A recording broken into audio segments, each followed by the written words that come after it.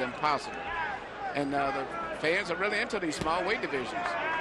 Well, some of that began with 1984 American Olympian Michael Carbajal. Michael Carbajal was our first time in. I think a lot for really the Nassim Ahmed and Kevin Kelly. Their fight was a tremendous asset to the smaller guys. Well, if Viloria wins this fight and wins a couple of more fights impressively, we could see a real big fight in the flyweight division with him against Jorge Arce. Or you could see him go to Japan and fight Koki Kaneda. He's one of the most exciting young fighters in the sport, a 19-year-old world champion. Who won the title in his, ninth professional fight? That's exactly right. One of the biggest stars in Japan at this moment, and a possible pot of gold for any American who's willing to go there to fight it. They're calling it a knockdown. Is this going to be called a knockdown of Nino? Because his glove touched the canvas. So Viloria gets a big step up on the scorecards as the result of a knockdown of Nino here in the 5th. And he got it done with a right hand. Well, the rule is any part of your body other than your feet that touches the floor as a result of a blow, whether it was a glancing blow on your shoulders or anything, it still constitutes as a knockdown. The deficits are starting to mount up for Omar Nino. He has been warned twice for low blows. Presumably the next low blow will bring a 1-point penalty from Joe Cortez. Now he has lost, presumably, a point on the scorecards as the result of the knockdown by Viloria here in the 5th. He's landed about 3 or 4 pretty good right hands the last couple of rounds.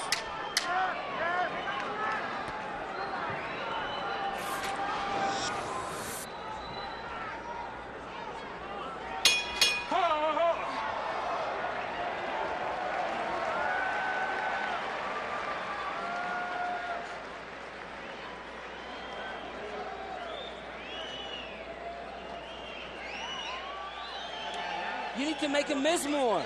Come on, you got to play more. You got to work him, but at a distance. If you do that, he's not going to do nothing to you. Keep him at bay. Let's bring it home, all right?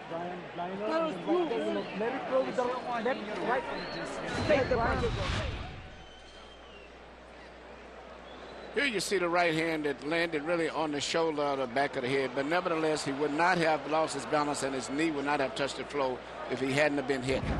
And any blow above the waist, considered a clean blow, can create a knockdown.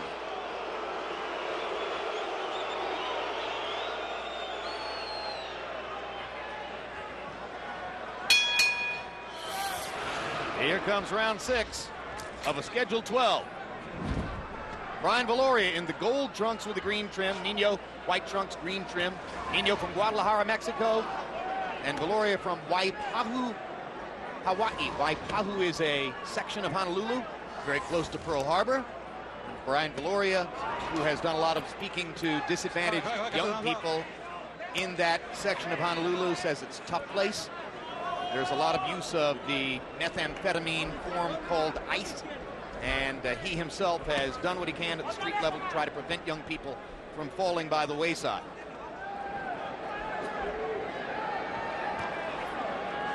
Straight right hand lead by Nino, whose punches seem to have no snap at this point in the fight. No snap, but I think he's found the one punch that he's been effective at with the last 3 rounds, and that's that right hand. And you're going to see more of those little straight right hand leads to the head coming from him.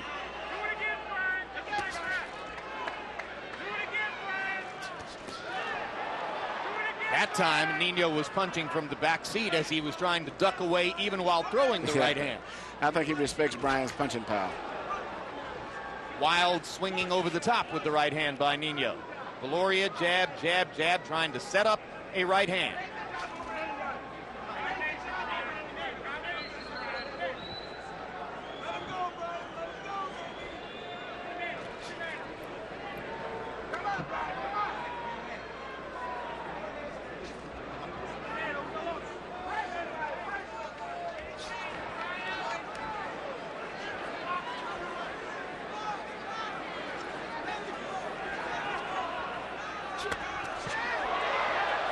Sporadic action. Viloria getting to the body with the right hand. Nino countering up top.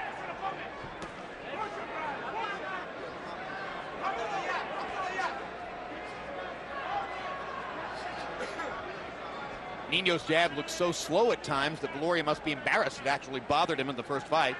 Yeah, but Nino seems to be very alert, and I think he's really been inspired, realizing that he had that knockdown scored against him, so he's way behind on points. And I think he's going to try to come on a little stronger at the end, but I don't know. I think the punching power of Bryan is a little too much for him tonight.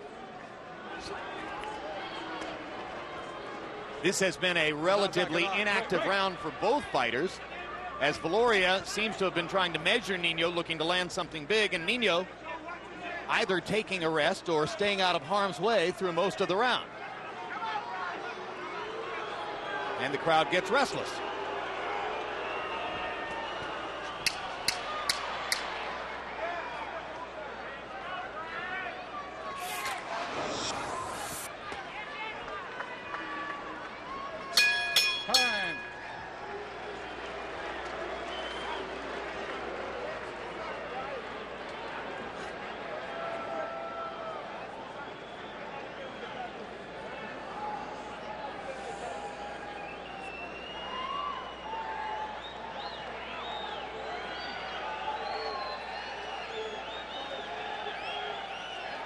In front of him, come back with the overhand right, left hook, all right? Yes, sir. All right, son? Let's do it, all right? Yeah. Don't just say yeah. Let's do it, all right? Okay. All right, son. Cut off the ring. Let's get that title, son, all right? Okay. Do it for you, son. Do it for you. Shut everybody's mouth up. Let's go, okay.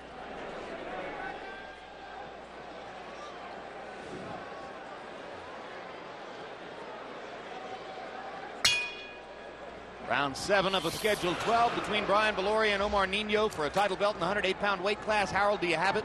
Through 6. Okay, Jim. 59, 54, 5 rounds to 1, Brian Viloria. Jim, I got to tell you, Omar Nino is doing nothing. I mean, nothing. He's circling, giving the fight away, not busy enough to win rounds. All right, in round 5, Brian Viloria took the round off. Nino landed a couple straight shots to the body, so he wins the 5th round. But I got to tell you, the previous 4 rounds, Omar Nino is just not busy enough to win a round. 5-1, Viloria.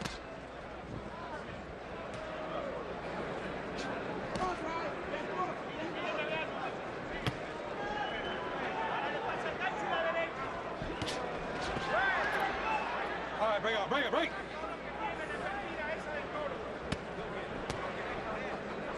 Left hook to the body, left hook upstairs by Nino again. His punches at this point without a lot of snap, and now he lands the right hand straight across the top. There's the right hand. Right hand again. And he lands another right hand. Viloria just not able to stop Nino's right hand, who lands it again. I figured he was going to start throwing more right hand as the fight goes down the stretch, because he hasn't been able to find any other successful punch too much. Big uppercut. Uppercut also. Nino seems to have caught Viloria off guard with a sudden rally here in the 7th round. The cleanest power punches of the entire fight has been landed all in this last minute. And it's almost as if Viloria went to sleep, thinking that Nino was no longer going to do anything in the fight, and suddenly Omar mounts a rally, throws 5 or 6 crisp power punches, lands almost all of them, and the fight looks different. And it was very, very clean, powerful punches, too. There was no grazing punches, directly on the chin. Now there's a right hand lead that lands for Viloria.